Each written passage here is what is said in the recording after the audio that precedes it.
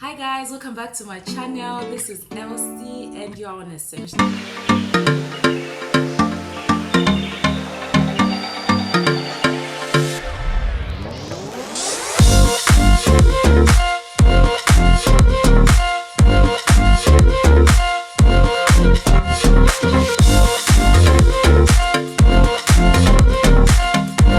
going to talk about business. So if you're new here, please subscribe to my channel. I'm going to create a lot of content on these 4 subjects, and if you're interested, you would love to stick around. I'm telling you. So hit that notification bell and make sure that you get notified every time I create a video. So today, let's get into it. So today I'm going to talk about business.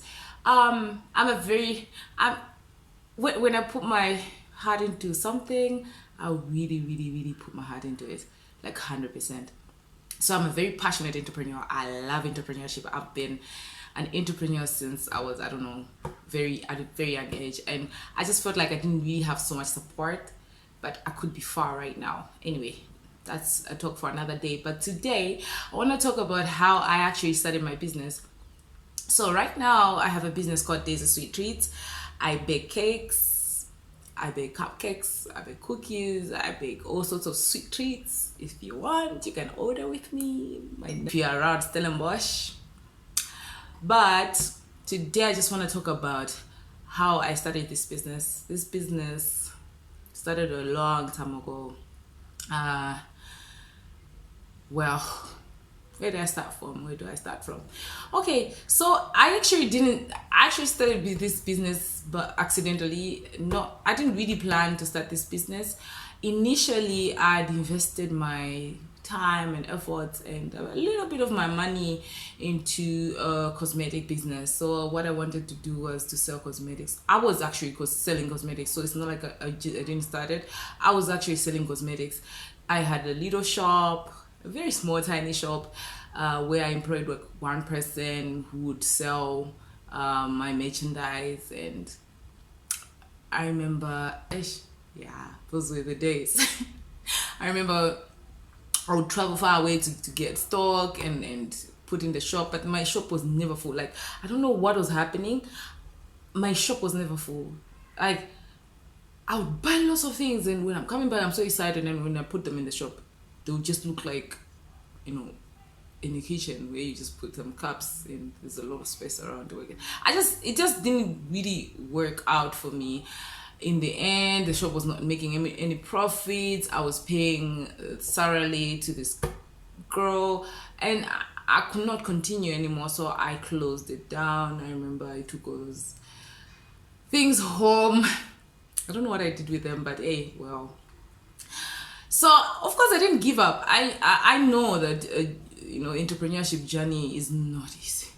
It's not easy. Up to this day, I still get to those places where I'm like, okay, I never question if I'm really an entrepreneur, but I usually come to a place where I feel overwhelmed and tired, that I don't want to say I ever feel like giving up. I don't feel like giving up. I'm so passionate about this, but there are times where you know you can really get overwhelmed, and this thing can weigh you down, and it's not easy. Entrepreneurship is not easy, but I never feel like giving up. I never feel like stopping, because I feel like this is what I'm meant to be. I've been an entrepreneur. I'm an entrepreneur, and I'll always be one. And if I'm gonna work, because I've worked before, three years, and some other years I would work like once a week. Anyway, that's a story for another day. But I don't really see myself as an employee. I see myself as an employer. I see myself as a person that is supposed to be building businesses and all those sorts of things. But today I'm not talking about that. I want to talk about how I actually started the business. So my business right now that I'm doing is called Daisy Sweet Treats, like I said in the beginning. And I make cakes, yes, and all sorts of sweet treats. And I started this business one time when my mom's friend decided she was gonna order a cake from me. So we used to bake cakes at home, and whenever visitors would come, would give them, and most of them would, talk about how our cakes were so good and they tasted great. So this friend of hers one time came home. She was like, okay, I've tested your cakes, you guys, and I would love to order. I don't want you to bake for free. I want you to make business out of it. So my mom was like, you know what, go for it. You know how to bake. The only thing that maybe that's remaining is for decoration. So I actually thought decoration, decorating a cake was simple as just cooking pop or something.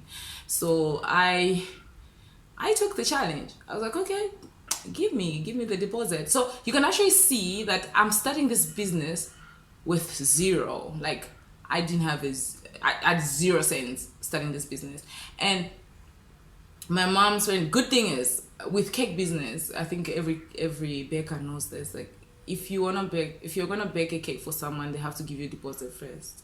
And that deposit is actually very good because it helps you to buy ingredients. If you don't have money or you've run out of things, you can actually go around buying ingredients and making sure that the cake is done. By the time they're picking it, you're making your profit. So my mom's friend decided to give me half of the money as deposit so that I can buy ingredients. So I went around buying ingredients. I was so excited. After buying these ingredients, I went back home, or the whole baking boring thing, boring things that happen in baking. But anyway, they're exciting to me. So I baked, and when it came now to decorating time, what I did was I bought this icing sugar that had recipes of the frosting behind it. So there were like 4 types of frostings. But she wanted buttercream, so I decided I'm gonna do buttercream. So I think I bought the wrong margarine. That was the beginning of disaster. I bought a wrong margarine, and I remember after baking, I was so excited. The cake came out really well. We had our cuts, those cuts. If you don't know them, they're these cuts that we take out on top of the cake so that it's flat. Anyway, so I had those cuts cut out and put them on the side and tested, and the cake was really nice. But I struggled with the cream because even my mom was not sure how the cream is done. And on the paper, they say you can put the margarine in the mixer. After that, you mix with the icing sugar and a bit of milk. So I don't know whether I put too much milk or put less icing. I don't know what really went wrong, but the buttercream became runny and the colors were not blending properly. And actually the colors made it worse because when I added the color, I could see the separation of the color and the butter. The butter was not getting mixed up with the color. Like the color was not mixing properly, it was a mess. I wish I had pictures of how it looked, but maybe I'll find something that kind of looks similar. So I remember looking at this and thinking, I don't have money to buy more, and I tested the cream. It was okay. According to my standards, of course. So I decided, well, I'm just gonna go on decorating the cake with this cream. I decorated it. Lucky enough, she didn't come. But anyway, I was storing my wrap for another day. Yeah, why am I saying that? Wait, you hear. So the husband came to pick the cake with the kids. So usually kids, when they see cake, they get excited. So when I saw the kids getting excited, and men don't usually show their emotions when it comes to things. I've actually baked cakes for a lot of men, and I would be so excited that this cake was so nice. Okay, or even when I give that kind of a cake to a woman, she'll be like, oh my word, this is so beautiful, blah blah. But the men will be like, oh, thank you. Anyway, that's men for you. So the man was like, oh no, it's fine. And then the kids was like, hey, cake. Well, I thought, well, done the job. And he gave me the remaining amount, and I was ready to pocket that, do something with it. So later, I think not the same day, next day, she came home. I like this woman because I feel like the way okay, let's not go there. I will talk about that later. Okay, let's see. She comes home and she was like, oh, the cake. I was like, oh my word, let me listen. What is she gonna say? So she was like, okay, the cake, we really loved the cake. But I think she wasn't there. Her mother-in-law was the owner of the cake. So her mother-in-law called her and told her about the cake. So like, oh yeah, the cake you got me. It was nice. So he was like, yeah, the cake was nice. And I said the cake was nice, but the cream was horrible. And you can imagine how that made me feel. Yeah. I felt like, okay, this is not my thing. Like, maybe I should just go back to buying cosmetics and selling them in my shop. I don't know. So she was like, the cream was horrible. You really need to think about improving on the cream, but the cake itself was okay. So maybe next time. I was like, okay, is there going to be a next time? Because like I said, I was not planning to start this as a business. When she came, I just really wanted to make money, and my mom was like, okay, go for it and stuff. I'm an entrepreneur, man, jump on every opportunity. So I was like, okay, is there going to be a next time? But her saying next time or make improvements, it actually gave me confidence to say, maybe if I improve on this, I can actually make more money. So I decided I'm going to take the money that she gave me, go back, buy more ingredients. I bought more ingredients and started teaching myself how to make the creams, try and error. Try and error, and then at the end of the day, I ended up getting like a proper cream, and I started advertising my cake. So the next order was, I was pushing. You can't just sit down and expect your business to grow, especially when you're just starting. People don't know you, people don't trust you. And look, you actually have a customer that was complaining. Obviously, she's not going to recommend anyone at this point. So after teaching yourself, you have to actually gain some confidence to go out there and say, you know what, I do this. I do this. Don't you want me to help you? And sometimes I had to do free cakes so that I can, get through to some people. I remember I've had moments where I've disappointed customers, but I feel like maybe 80% of the time in my business, I've done a good job. I don't know if 80% is too much, but I feel like I've done a good job 80% of the time. Because right now, like my page is 5-star, has a 5-star rating.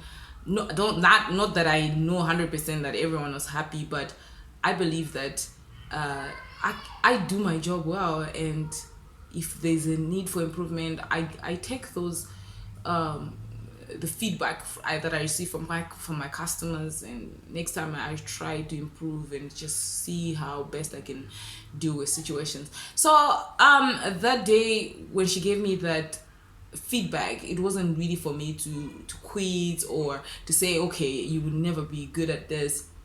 It actually gave me so much strength to go on and try more. And the more I tried and the more I put myself out there, the more I got customers. And my customer base started growing. And most of the times I was getting customers not because I advertised a lot. I can tell you that there will be months where I would not even put an advert, but I'll get lots of customers. Most of my customers were coming through word of mouth. So someone would tell them, oh, she does this and you can trust her. And I remember making some wedding cakes.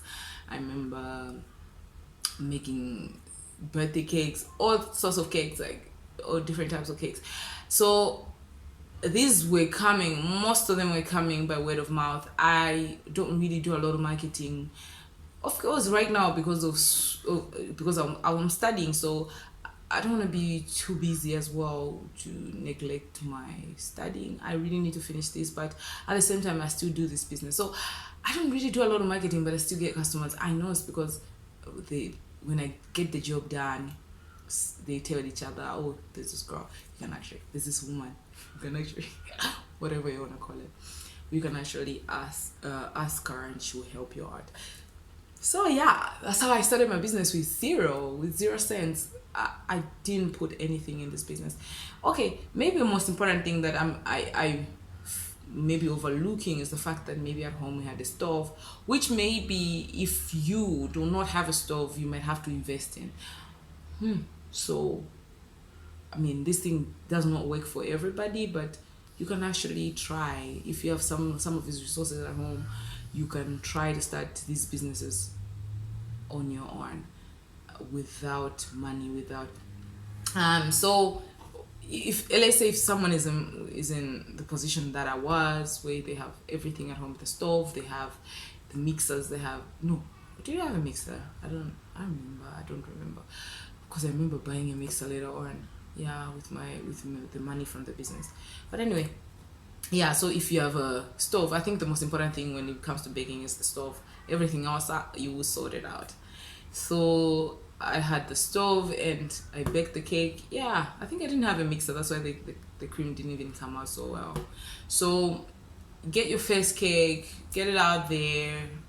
When someone buys, that money, that profit, you invest it back into the business. Don't eat your capital. That's how you will grow. So at the moment, I'm still doing that business as a side hustle since I'm studying, but it's been a blessing, and I believe that God just opened this door for me to still be able to make money whilst I'm studying. I am grateful for that.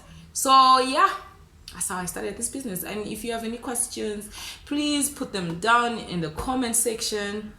I don't know if this was clear enough, but yeah, that's how I started my business, with nothing, with zero. Get deposits. But it doesn't work for every business. I just like baking business, because you can actually take people's money before you actually give them the product. Yep. From me to you, Osty, Essentials for Life. Subscribe, hit the notification bell, and make sure you get notified every time I post a video. Yeah, this is a very hot day and exhausting.